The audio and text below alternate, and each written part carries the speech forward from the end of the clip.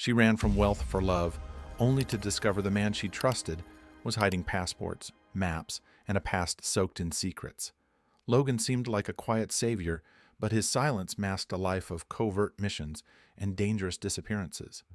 Savannah could have looked away, but she chose the truth, knowing it might cost her everything. But just wait until you see how this story turns, and why justice, in the end, came out on top. Savannah Blake wasn't raised in a home, she was raised in an empire. Her lullabies were stock market bells and the hush of mahogany boardrooms. Her cradle sat beneath a chandelier imported from Prague, and by age 5, she had already been taught which fork to use, how to speak without revealing, and when to smile even if she wanted to scream. She didn't laugh. She performed laughter. At every charity gala, every garden brunch, Savannah was a symbol, a polished diamond of the Blake oil fortune. Every compliment came with a motive, every gaze measured worth, and her future had been signed and sealed years before she could spell the word freedom. She was to marry Jared Grayson, the son of a senator, a deal dressed as a love story, a merger wearing lace and pearls. And it was all going to plan, until the night of the summer charity ball in Austin. She had stepped out into the moonlit garden, needing air, needing space, needing something that wasn't scripted. And that's when she saw him. Logan Drake, boots still dusted with desert, a weather-worn hat crumpled in his hand, and eyes the color of sun-scorched amber. Sharp, quiet, unreadable. He didn't flatter her, didn't try to impress. He just listened. Not like the men who waited for their turn to speak, or the boys who tried to impress her father. Logan stood there like the world didn't matter, and yet he heard her, every word, every silence between the words. When her father raised his glass inside the ballroom and announced her engagement to the future senator, Savannah felt her chest tighten like a noose had been drawn. She stumbled out, heels sinking into the grass, mascara blurring down her cheek. And Logan was waiting, not with open arms, but with one simple sentence, whispered like a secret the stars had overheard. "You want to leave? I'll take you." The next morning, Savannah sat in his old Chevy C10. No makeup, no diamonds, just wide eyes, windswept hair, and a duffel bag that had never been touched by dust before. Behind her, towers of glass disappeared in the rearview mirror, along with legacy, luxury, and every last expectation. She chose freedom. She chose love. Or so she thought. Life on the ranch wasn't easy, but it was real. And for someone like Savannah Blake, someone who had spent her entire life performing, smiling, posing, reality tasted better than champagne. Her mornings no longer began with a knock on a mahogany door or the rustle of silk sheets. Now they started at dawn, with the hiss of the coffee pot and the sound of goats bleating for attention. She learned how to shovel, how to scrub, how to fix a wire fence with bare hands and an old pair of gloves. She ruined her manicure in a single afternoon and never missed it once.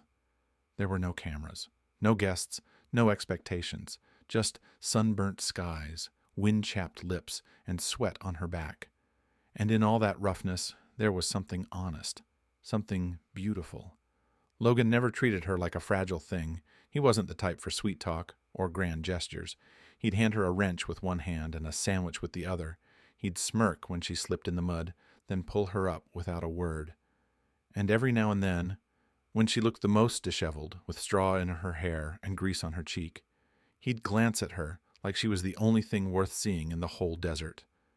At night, when she lay beside him in that tiny wooden cabin with creaky floors and windows that didn't shut all the way, he'd hold her like she was the center of gravity.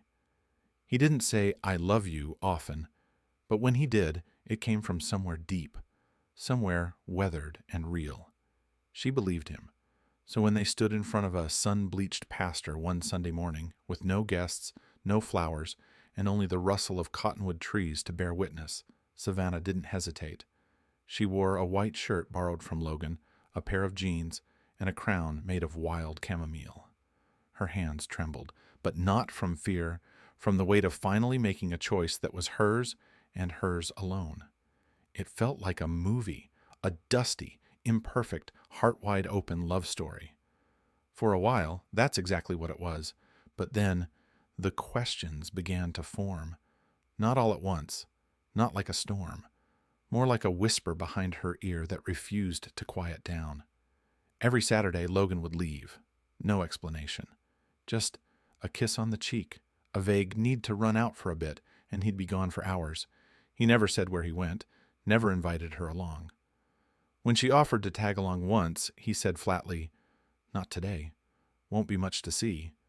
And when he returned, he was different. His smile came slower. His eyes looked somewhere behind her. His shirt smelled faintly of gasoline and something metallic. She tried to ignore it. She told herself everyone needs their space. But the doubt didn't leave. It dug in. There was also the barn. The one behind the goat pen, older than the rest, with a rusted lock and boards nailed crosswise on the inside. "Should I clean it out?" she'd asked once, casually, mop in hand. "It's just sitting there." "No." It wasn't a shout, but the sharpness in his voice sliced through the air. "That one's off limits. Leave it be." He didn't explain. She didn't press, but she never forgot the way he said it, like something lived inside that building that shouldn't be disturbed. Then came the night she couldn't sleep. The air was thick and strange. She wandered to the window just in time to see Logan pacing outside the barn, speaking into a phone. Not his usual flip phone, but a satellite one she had never seen before. And the language he spoke? Not English. It was German. Savannah had learned enough during her boarding school years to catch fragments. Lieferung abgeschlossen. Delivery complete. Einer ohne Dokumente. One without documents. A list of names, numbers, coordinates, all spoken with icy precision. She stood frozen in the dark, hands clenched in the fabric of her nightgown, breath shallow. Logan's face was hard, colder than she had ever seen it. No softness, no kindness, just focus. Military, calculated focus.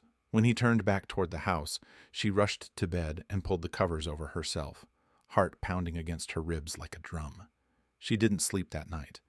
She didn't ask questions the next morning either, because deep down she already knew. This wasn't just a love story anymore. This was a story with a locked door, and she was afraid of what lay behind it. She had promised him. She had told herself she wouldn't, that she would trust. But promises are easy when doubt is quiet. And hers hadn't been quiet for weeks. The barn behind the goat pen had haunted her, not with sound, but with silence. Its lock had never shifted. Its door never creaked. It stood still in a place full of wind, as if the air itself didn't dare to enter. That morning, Logan left earlier than usual. Town, supplies, a kiss on the temple, and gone. Savannah stood at the window for a long time after his truck disappeared in a trail of dust. Then, like a whisper, moving her limbs, she picked up the spare keys he'd hidden above the pantry. Her footsteps across the dry grass felt louder than they should have. The sun was high, but everything felt cold. The padlock clicked open too easily. She pulled the barn door slowly, as if afraid it might scream. Inside, it was dim. Dust motes floated in heavy air. The smell wasn't farm-like. It was metallic, old paper, and something clinical. A table stood in the center, not for tools, for planning. On it were maps, not local, but global. Southeast Asia, North Africa, Eastern Europe. Marked with circles, red pins, coded notes in a language she didn't recognize. Beside them, passports, dozens, some open, some stacked. 3 were for Logan. Same name, different countries, different faces. None were truly his. She reached for one and saw the date of birth. Different each time. Occupation, engineer. Private security. Consultant. Her hands trembled. Under a canvas sheet in the corner, she found a locked case. It wasn't locked well. Inside, rows of bills, neatly stacked. Euros, dollars, Swiss francs. Next to the cash, a rifle, sleek, clean, silencer attached. Savannah stepped back, bumping into the wall. Her breath refused to return to her lungs. She blinked hard, willing it all to be a nightmare, a film set, some misunderstood relic from a past life. But nothing changed. This was real. This was here. And this was the man she married. The weight of it all came crashing down, not loudly, but with the awful silence of truth. She stumbled outside, air sharp and too bright. Her legs moved on their own, carrying her away from the barn, across the field, toward the open emptiness where nothing made sense anymore.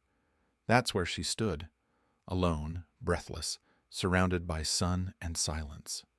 Then she heard it, the low rumble of tires on gravel. His truck. Logan pulled up slowly, the door creaked open. He stepped out. He saw her face, saw her eyes, and in one breath, he understood. He didn't ask what she saw. He didn't pretend. He didn't lie. He just exhaled, long and tired, the kind of exhale that carries years of secrets, and said softly, without anger or regret, "You weren't supposed to see that." They sat on the porch as the sun bled into the horizon. The wind had stilled. Even the cicadas had gone quiet. Only the soft creak of old wood and the sound of ice clinking in a glass broke the silence. Savannah's hands trembled in her lap. She wasn't crying. Not yet.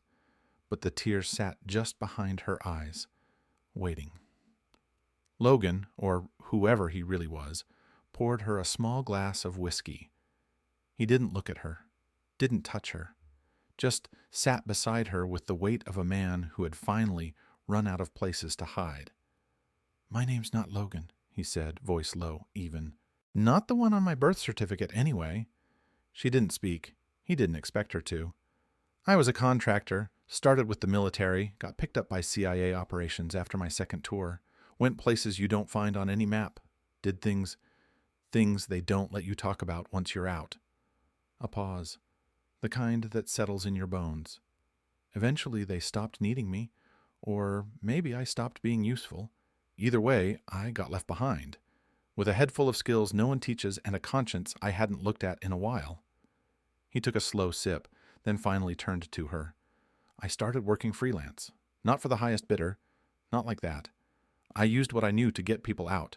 People who were being hunted, erased, disappeared by governments, cartels, sometimes even their own families." Savannah's throat tightened. She couldn't decide if her heart was racing from fear or heartbreak. "I forged papers, snuck them across borders, hid them in places no one would look. I made deals I didn't want to make because I believed the outcome was worth it." He looked down at the glass in his hand. "I don't kill for money," he said simply, "but sometimes, to save 10 lives, you have to take one away." Silence fell again, but now it felt heavier, like the porch itself was sagging under the weight of truth. Savannah stared out into the field, the same field where they had danced barefoot under the stars, where she had believed with all her heart that she had found a man untouched by the games of the world.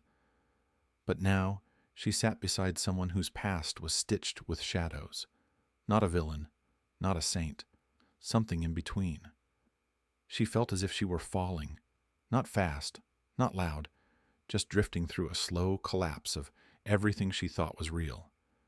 Was he a monster pretending to be a man, or a man who had to wear a monster's mask to do good? She didn't know anymore, and worst of all, she wasn't sure if knowing would help her love him any less. She didn't leave that night, nor the night after. Savannah stayed, not because she forgave him, and not because she understood, but because walking away felt like tearing out a piece of herself that hadn't stopped beating. The silence between them became a third presence in the house. It didn't shout, it didn't accuse, it simply sat in the corner, breathing with them, whispering questions that neither had the courage to answer. Logan didn't ask for forgiveness. He didn't beg, didn't explain further. He only watched her, from across the room, from the porch, from the shadows, as she sat on the floor with her knees pulled to her chest, as she stared at her hands for hours, as if trying to decide who they belonged to now. She hated the quiet comfort she still found in his nearness. hated that part of her still felt safe around him, hated that she wanted desperately to believe that love could outweigh truth. But every time she tried to speak, the words turned to ash. She didn't feel guilty for loving him. She felt guilty for wanting to stay, for wishing she could unsee what she saw, for imagining a world where she could pretend and not feel like a coward. Each morning she told herself, "Today I will leave." And each night she sat on that same worn rug, heart thudding quietly in her chest as the hours dragged by like slow-moving ghosts. Then came the morning in town. The post office board was cluttered with flyers, puppies for sale, tractor repairs, lost keys. But one caught her eye. Missing. Base engineer. Davis Weaver, last seen. Highway 285. Date, 3 days ago. Note, possible foul play. Contact military police or state patrol. Her blood turned to ice. Logan had driven that stretch of road 3 days ago. He had returned late, covered in dust and silence. Savannah stared at the flyer for a long time. The man's photo was grainy, but his eyes were clear. A father, perhaps, a brother, a life. Something in her chest cracked open, not loudly, not all at once, but deeply, like a quiet rupture in a dam that had held back too much for too long. She pressed her trembling fingers to the paper, as if touching it would make the truth softer. But the truth wasn't soft. It had weight now, names, faces, consequences, and just like that, she knew. She couldn't stay silent anymore. Not for him, not for herself, not if she ever wanted to live without looking over her shoulder or into a mirror. She didn't decide in a single moment. It happened slowly, like frost forming on glass, layer by layer, until the whole world looked different through it. Savannah had sat with the truth for days, not just the facts, the faces, the voices, the silence in Logan's eyes, but her truth, what it meant to know something and still stay, what it meant to see a man clearly and choose not to look away. And she realized love could not live beside fear, and silence, no matter how noble it feels in the moment, can become a kind of betrayal, not only to others, but to yourself. She opened her laptop, searched, scrolled, hesitated, then found him, Jack Mears, a private investigator in Santa Rosa, retired state police, discreet, unaffiliated. The drive was quiet.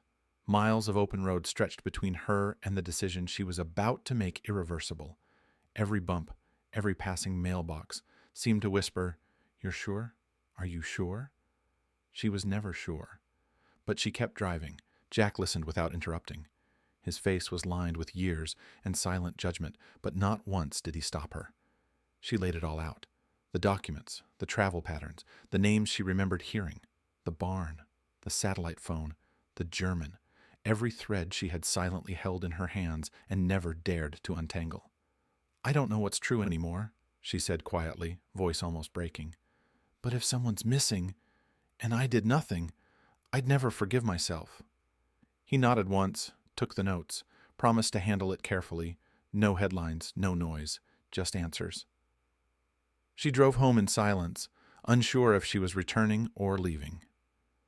That evening the house felt heavier than usual. The wind had stilled.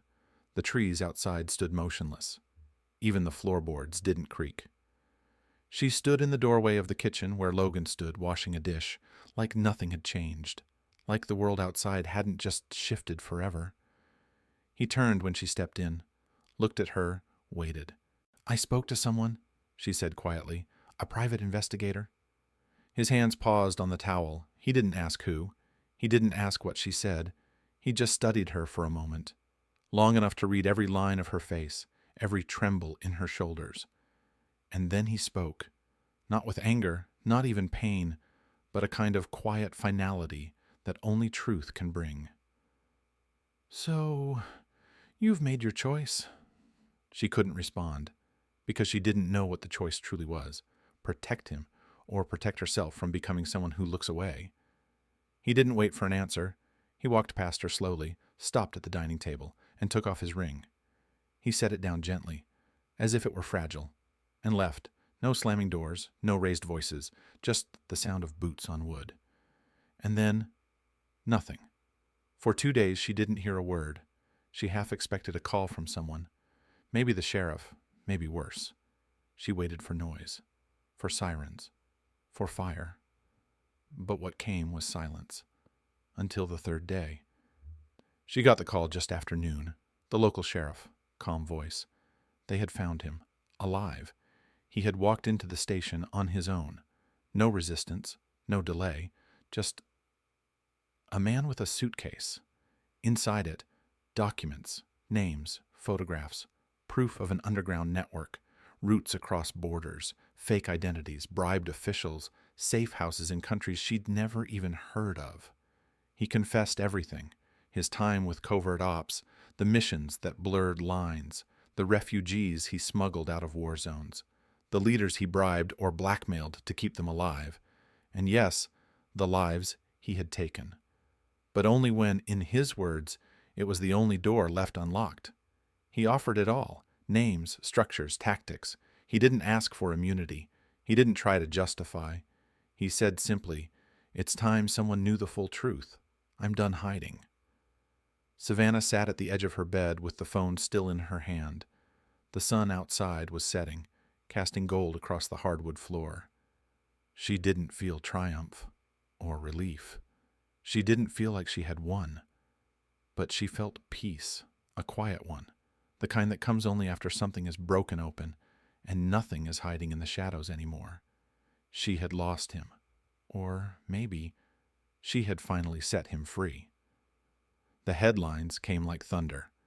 Cowboy savior or trained killer? Secret operative hiding in plain sight.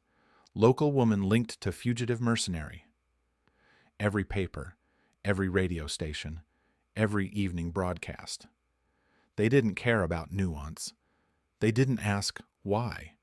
They only asked how much scandal they could squeeze out of one man's truth and one woman's silence.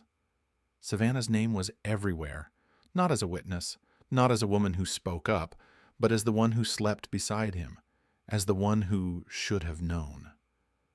She couldn't go to the grocery store without hearing her name whispered behind her, couldn't walk past a window without feeling eyes on her back. Even her friends, the ones who had once called her brave for leaving high society, now turned away with pursed lips and unreadable gazes. And then came the call from her father. He didn't yell. That wasn't his style, but his voice was as cold as the marble floors of the estate that she once called home. "You've chosen your path, Savannah," he said. "Don't call when it collapses." With those words, the last thread snapped. The trust fund, the family name, the connections, gone. She moved out of the cabin, sold the truck, packed her life into 3 boxes and a suitcase. She didn't cry, not once, but her hands trembled each time she opened a drawer and found something that still smelled like him. She was alone now, truly, publicly, and yet there was something almost sacred about that solitude, because no one could take from her what mattered most. She had done what was right, not for the headlines, not for revenge, but for the truth. And the truth, no matter how much noise tried to drown it, had set her free. Logan didn't walk out of the police station a hero. He didn't walk out at all. He was transferred to a federal holding facility. Classified case, high security, no press allowed, no statements made. He didn't ask for a lawyer. He didn't ask for her. But days later, a small envelope arrived at Savannah's door. No return address, just her name. Handwritten in steady ink. Inside, a note. No defense, no bitterness, no plea, just a single line. "You were my only light. I hold no anger. You did the right thing." She stood with the note in her hand for a long time. The sun fell across the floor in strips of gold and shadow. Her world had collapsed. Her name was a headline. Her family had turned their backs. She had nothing left but her name and her voice. But for the first time in her life, it was enough. A year passed, not quickly, but not painfully either. Time moved the way it does when you stop fighting it, not as an enemy, not as a thief, but as a quiet companion, walking just behind you as you learn how to begin again. Savannah now lived in a trailer nestled at the base of sunburnt hills. It wasn't large. The floors creaked. The roof sighed when the wind picked up, but it was hers. She made her own coffee in the mornings, drove her old pickup to the veterinary clinic where she cleaned cages, fed animals, and learned to mend more than just wounds. She paid her taxes. She folded her own laundry. She planted rosemary in a tin bucket by the window. No headlines, no diamonds, no one waiting for her to say the right thing at the right time. She was no longer anyone's daughter, no longer someone's fiancée, not a princess in a glass tower, not a name in a scandal, just a woman, with a life she chose, and a truth she could live with. Sometimes letters arrived, no return address, no stamps, just slipped into her mailbox like they rode in with the wind. The handwriting was clean, the words brief.